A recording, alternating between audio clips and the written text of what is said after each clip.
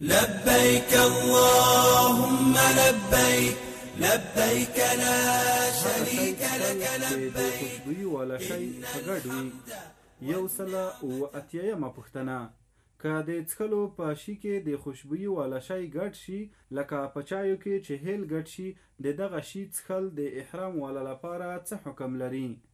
ځواب: د څښلو په شي چې د خوشبويي والا شی ګډ شي، که دغه د خوشبويي شی ډیر وي، په ډیر څښلو سره یې دم لازمیږي، او په لږ څښلو سره نیمه کاسه یعنی پاو کم 2 کیلو صدقه د غنمو لازمه ده، او که د خوشبويي شی مغلوب او لږ وي، په یو ور څښلو سره یې نیمه کاسه یعنی پاو کم 2 کیلو صدقه د غنمو لازمه ده.